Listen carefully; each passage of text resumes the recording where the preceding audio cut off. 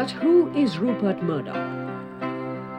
Born in Australia, educated in the United Kingdom, Murdoch acquired the citizenship of the United States to meet US regulatory laws. In America, there is a rule that all players who want to operate television stations in America for America have to link onto an American satellite from American soil. All right? They have those rules. You have to be an American national to be in it. So he becomes an American national because he wants that market. From a fledgling presence in print medium in Australia, Murdoch's News Corporation today commands a global empire of unmatched media synergy. A $17 billion conglomerate spanning newspapers, tabloids, book publishing, film studios and television networks. News Corporation, the English-speaking world's largest and finest network of news, information and entertainment, has a firm, strong vision of television's future. But why is it that in whichever country he has chosen to enter, Murdoch is so feared?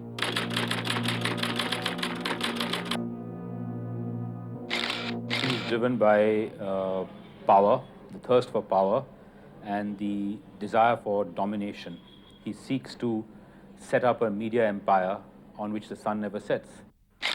I do not think we know enough about Rupert Murdoch, and whatever we know comes out in a somewhat distorted manner. So I have never subscribed to this demonology. What really causes a lot of apprehension is the temptation of Murdoch to play local politics. He's done that more or less consistently, whether it's in North America, whether it's in Britain. All over the world, we have demonized him. And I think some of the things that he has done, perhaps he deserves demonization. But I think we forget the other side, that he's a phenomenally successful publisher. You are going to have many people deeply skeptical of what Murdoch is up to, but also those who say that is the way out. So I think between phobia and fatalism stands Mr. Murdoch. It is Murdoch's modus operandi which has been the subject of major debate in but every country he has chosen to dominate. He's set to fly in and out of countries and meet heads of state and other key leaders almost at will. In Australia and England, Murdoch is known as a hands-on owner who is willing to back political parties for reasons more than ideological. His backing of Margaret Thatcher in the 1970s through a combination of tabloid and mainline newspapers gave him an IOU, which he cashed in when the country's broadcast legislation was diluted to allow him to buy shares in B-Sky B, the satellite channel he now owns. His primary interest, of course, is profits, and to that extent he's a legitimate businessman. But I think it's really his attempt to use his media clout to shape politics, which in turn actually helps his business interests. Today, Murdoch's papers command almost 40% share of the total newspaper readership in England.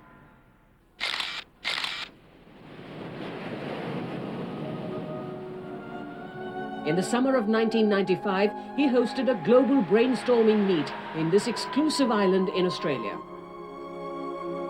The guest list included senior executives from his various global enterprises, but also Paul Keating, who was then the Prime Minister of Australia, and Tony Blair, at that time only the leader of Britain's Labour Party, then in the opposition. I'm not here to trade policy for an editorial sport. What Mr. Murdoch's papers do is up to him. What the Labour Party does is up to us. It could be a mere coincidence, but only months after this invitation, Murdoch's newspapers and channels were rooting for Tony Blair in the election campaign. Blair and his Labour Party won. Today, Blair is being accused in the international press of canvassing for Murdoch's expansion plans in Italy by intervening personally on behalf of the media mogul. Recently, there was a controversy in Britain where the Prime Minister, Tony Blair, actually spoke to the Italian Prime Minister about Murdoch's interests, about a possibility of Murdoch getting hold of some interest in Italian television. So it's the political dimension too, which is, Murdoch is not merely a businessman, he also seems to be a political player. In the mid-90s, Murdoch received his first corporate setback in China. He had raised the hackles of Chinese authorities by his statement that satellite TV posed an unambiguous threat to totalitarian regimes everywhere. But realizing that he could never make any headway in China with his ambitious plans, if he took such a high moral posture, Murdoch was quick to compromise. BBC World Television was pulled out of China. Its footprints over China was pulled out because a lot of the BBC programs were seen to be inimical to the government of China. Chris Patton's book, which had been contracted to HarperCollins, which is also a Murdoch organization, was pulled out at the last minute. A book being scrapped by a publisher because it didn't agree with some of his other business kind of dealings, I think it's fairly, I mean, if not commonplace, but it's not entirely unheard of. It happens almost everywhere. But when Rupert Murdoch does it, it has a much bigger kind of dimension. It has a political angle, it has so many other things kind of get involved, and it becomes a major story. Critics nonetheless claim that his moral somersaults are proof of a businessman's pragmatism. Don't forget that he's invested heavily, of all things, in the People's Daily in Communist China. So he's a man who is truly, truly above ideology. And he's truly above all kinds of conventions, norms, and values that have, at least in rhetoric, guided international business. He has no use for them. Andrew Neil, former executive chairman Sky TV, writes in his book Full Disclosure that for Murdoch, where political principle and business expediency clash, you can be pretty sure that expediency will win. The software content of Murdoch's tabloids have also come in for severe criticism. He's set to get his maximum revenues from newspapers which carry these headlines.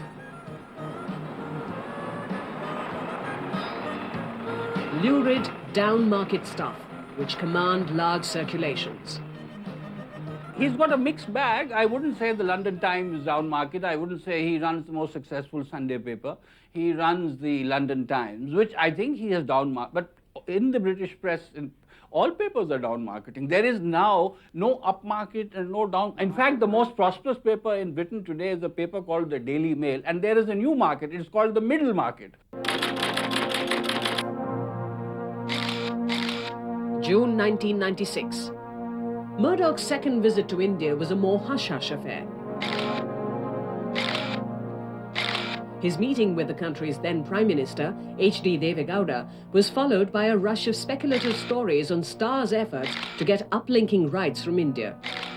This time, Murdoch was media shy, and soon the reason became obvious, for in the coming months, he unfurled his ambitious plans for India. Murdoch first roped in the high-profile former Director General of Doordarshan, Ratikant Basu. I thought you would appoint someone there. I thought he would go for a great creative mind, a guy who knows. No, he went for a manager who could fix within the government, who had the inside knowledge, who had the experience, and who had friends in the government. All along, Star worked hard to build a favorable public opinion, knowing too well that a bad press would send the wrong signals. Some critics claimed they went about managing the opinion makers. Murdoch was going to do on a much larger scale what several industrial houses in India have been doing for several decades. Namely, that you have a certain number of politicians in your pocket, you have a certain number of bureaucrats in your pocket, you make sure that you have a presence in the media because you've got a certain number of press people on your payroll. What he's targeted are people who constitute opinion makers in India, if they're not directly, at least through their family. And Mr. Murdoch can be a good employer when he wants to be, he can be a very nasty employer when he wants to be. But it suits his purpose at this point to subvert the system by making people have a direct vested interest in his empire. Unlike other countries where he operated from, Indian laws did not permit Murdoch to own a newspaper or a magazine. Critics allege that in order to gain entry into the corridors of power in India, Murdoch was instead using television news. Why do you think ZTV is in the business of news? Most networks realize that there's no clout in soap operas, there's no clout in doing antaksharis. I mean, you may do them, but you may have noticed during the elections that every channel wanted a news program, and they wanted current affairs program. And the reason is that all over the world it's true. You get your lolly from your entertainment programs, you get your prestige and your clout from your news program. The fact that Star News would soon find a faithful viewership among the top echelons of India's politicians and opinion makers helped. But why did Murdoch need influence? And what were his ultimate plans in India? His agenda is to make money. Whether he has a political agenda, I think he has broad idea. He was a Thatcherite, he agrees. So he is a right-winger. But I don't think that he wants, this idea that he wants to change governments in Delhi, or that he is going to, there's going to be some kind of campaign against Kashmir. This is all, Mr. Murdoch wants to make money. I think in India, his agenda is very limited at present to get the direct-to-home DTH system operational, which the government has been blocking. So to that, I believe that a lot of the people who are, a lot of the channels which are tentacles of the Murdoch empire have also been playing a certain political game in trying to promote the interests of those who they perceive will be more favorable to DTH.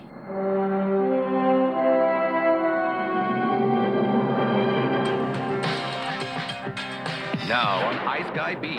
The government ensured DTH could not be launched till proper regulations were framed.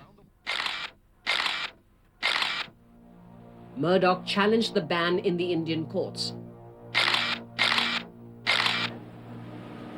What followed was a no-holds-barred battle in the media between the major players. We in the print media are caught in the crossfire of this, because they plant news in the press. Z people plant news in the press, Star TV people plant, and that's why what you say is that they want editors on programs. I mean, you may be the world's most third-rate TV presenter, but if you're an editor, you can go into one of these things and they'll give you a TV program. And it's very funny that how most editors are presenting TV programs, because each side wants to control, because where are they going to plant news? The war, if you want to call it a war, is far greater. I think it's between indigenous players and international players. And I think Murdoch just is the leader in the international arena in Asia. I don't think this is just a little squabble between Rupert Murdoch and Subhash Chandra. I think it's being seen as that, but actually there's a larger game plan. During the recent general elections, Star launched a dedicated news and current affairs channel. Experts found it ironical that although the law of the land does not permit foreigners from owning newspapers and magazines in India, Murdoch used the vacuum in the Indian broadcast legislations to circumvent the loophole and in effect launch an electronic newspaper with India as its primary market. You have a cabinet policy resolution of 1955 which prevents foreign ownership of Indian media. You have a newspaper in the sky in the form of the Star News channel, which is making a mockery of your cabinet policy resolution of 1955. So if you're going to permit the Star News channel to continue to exist, then you might as well throw away that cabinet policy resolution of 1955 and let the foreigners into the print medium. You already have an archaic cabinet resolution which prevents foreign players from coming into the print media. On the other hand, you have through the back door a 24 hours almost live channel actually operating. What's the difference? This channel was launched from the residence of the then Prime Minister I.K. Gujral. There have been various methods in which the existing laws have been subverted. I think it was certainly very unique for a news channel to be inaugurated at the residence of the previous Prime Minister. Present during the launch were political heavyweights from almost all parties. Murdoch seemed to have read correctly the psychological profile of the Indian politician. Even if some of them had ideological aversions to his business style, it seemed none of them could resist the seductive powers of this electronic medium. Politicians and all Indians understand that the one way to access a vast majority of people in the subcontinent, now let us not forget this is 1/4 of the world's population. Television is the one methodology by which to address them.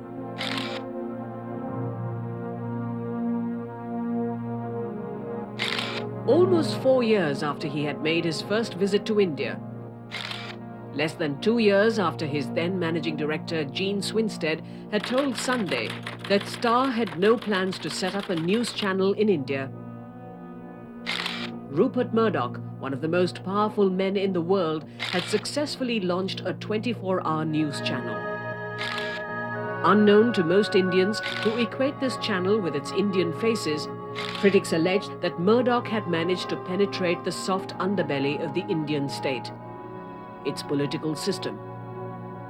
A large, fairly large chunk of the political class, the bureaucracy, and the media in this country would merrily go along with Mr. Murdoch, perhaps not because they're convinced that he's right, but he's got the might.